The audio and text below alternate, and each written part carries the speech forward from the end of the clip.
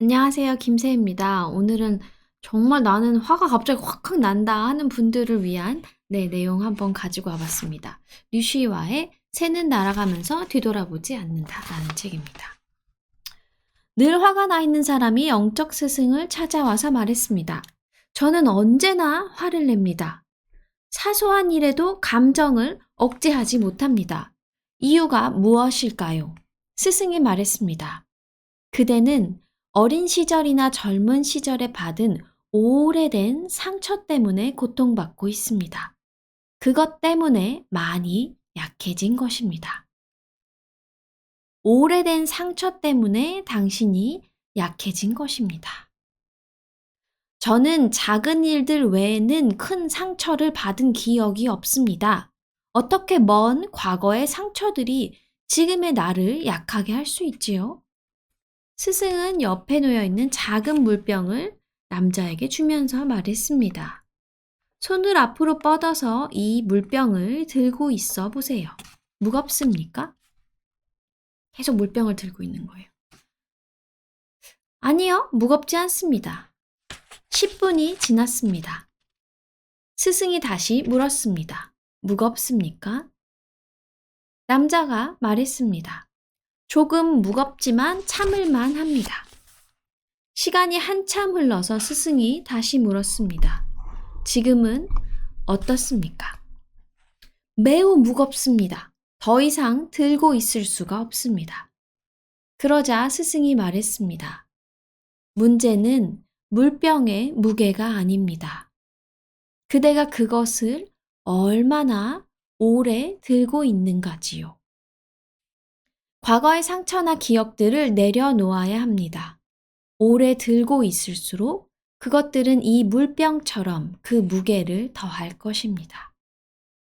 문제는 물병의 무게가 아니라 그대가 그것을 얼마나 오래 들고 있는가입니다.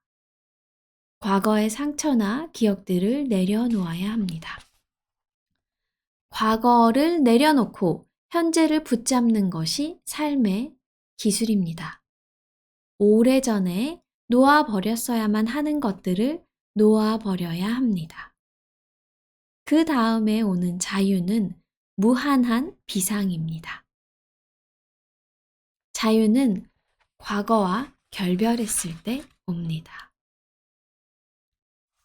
뉴욕 어느 서점의 유리에 붙어 있던 작자 미상의 글귀 하나가 내 마음에 오랫도록 남아 있습니다.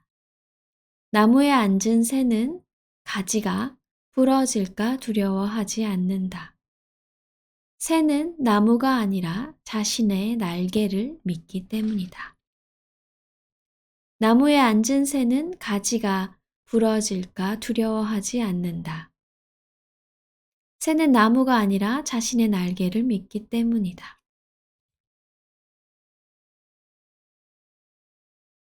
상처에 대한 기억만 안고 이 세상과 작별하기는 아쉽습니다. 암 진단을 받은 한 여성이 있다고 해요. 평소에 사소한 일에 조바심치고 불평하던 여성이었는데, 내가 곧 죽어? 라는 생각에 주위 사람들과 사물에 마음을 열게 되었습니다. 그동안 거들떠보지 않던 나무, 풀, 태양, 꽃, 새, 벌레들과 친해집니다. 바람을 얼굴에 느끼고 온몸으로 비를 맞고 사람들을 껴안고 강아지와 달리기를 합니다. 자신이 처음으로 삶을 살고 있다고 느낍니다. 매일매일이 마지막 경험입니다. 죽음의 순간에는 진통제도 거부했습니다. 그 고통까지도 그녀에게는 소중한 경험이었던 것입니다. 그녀는 자신을 염려하며 내려다보는 가족들과 친구들에게 웃는 얼굴로 위로하면서 숨을 거뒀습니다. 내려놓을수록 자유롭고 자유로울수록 더 높이 납니다. 높이 날수록 더 많이 봅니다. 내려놓을수록 자유롭고 자유로울수록 더 높이 날고 높이 날수록 더 많이 봅니다. 가는 실에라도 묶인 새는 날지 못합니다. 새는 자유를 위해 나는 것이 아니라 나는 것 자체가 자유입니다. 다시 오지 않을 현재의 순간을 사랑하세요.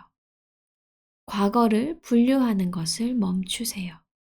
그것이 바람을 가르며 나는 새의 모습입니다. 자유는 과거와의 결별에서 옵니다. 과거를 내려놓으세요. 현재를 붙잡으세요.